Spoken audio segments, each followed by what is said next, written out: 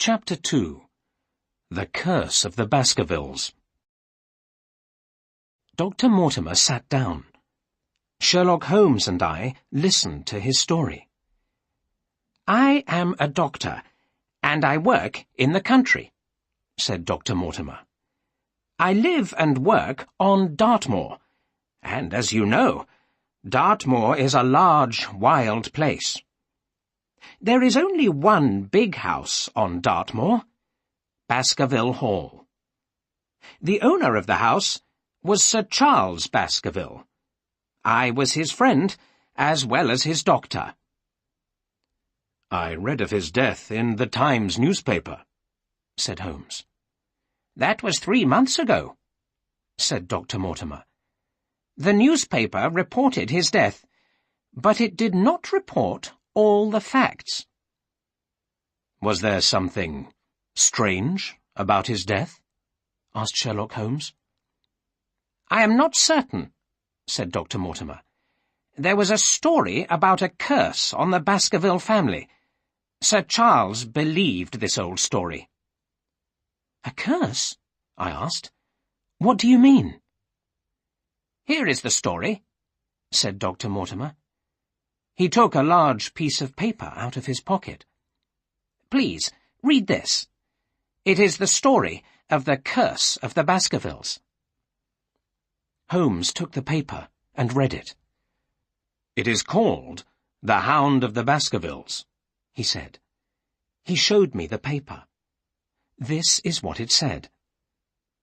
In the year 1645, Sir Hugo Baskerville was the owner of Baskerville Hall. Sir Hugo was a cruel man who did not believe in God. Every day he went out hunting and drinking with a gang of wild friends. A farmer on Dartmoor had a beautiful daughter. Sir Hugo wanted to marry the girl, but she was afraid of him. The girl's father told Sir Hugo to stay away from his farm.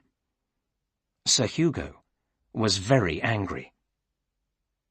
One day, when the farmer was working in his fields, Sir Hugo rode to the farm with his friends.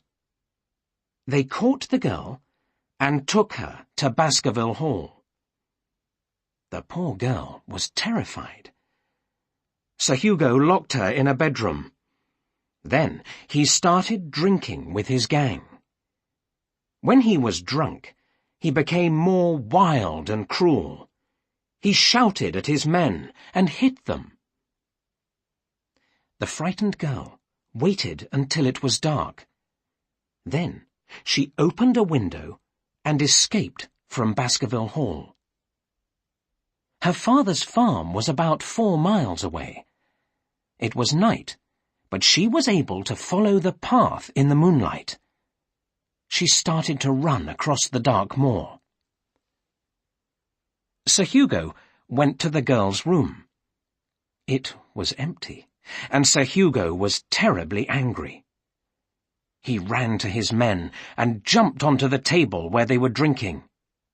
He kicked the plates and glasses off the table. "Fetch the horses!" he shouted. "Get the girl!" They all ran outside and jumped onto their horses. Sir Hugo kept a pack of wild dogs for hunting. "Let the dogs find her!" he shouted. "The devil can take me if I do not catch her!" The dogs ran out across the dark moor.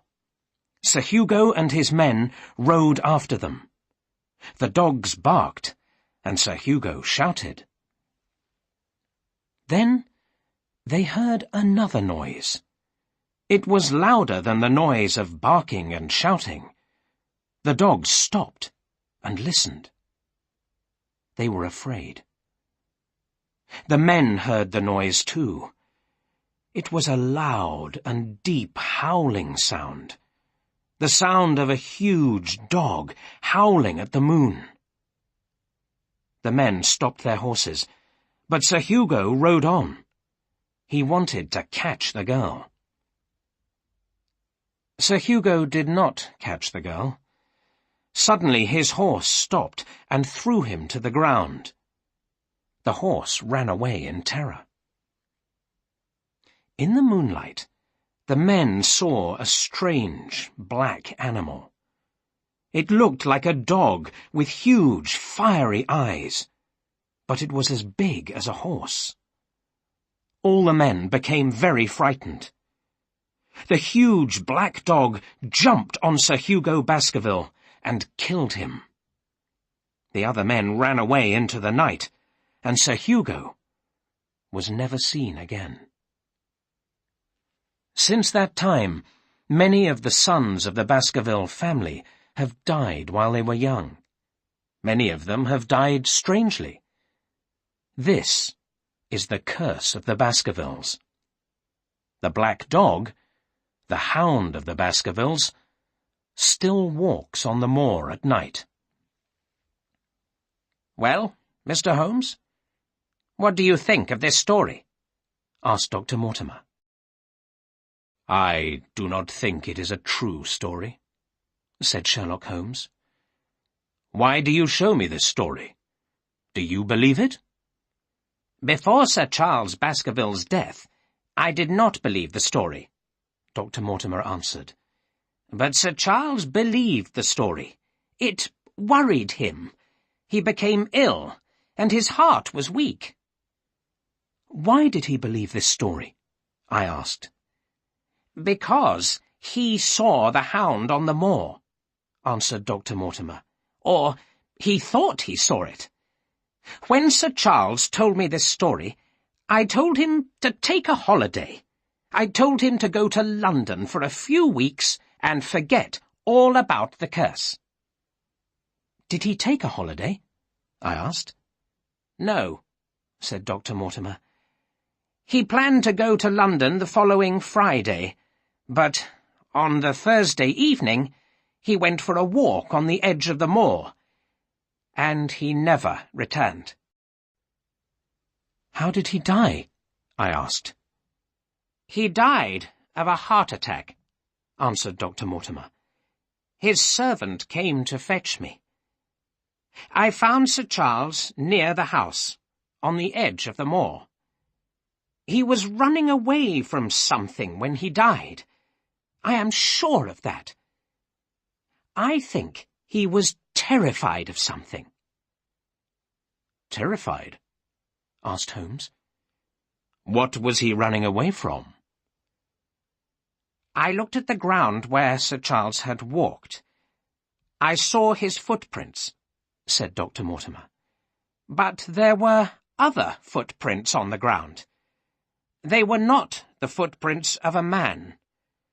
They were the footprints of a gigantic hound."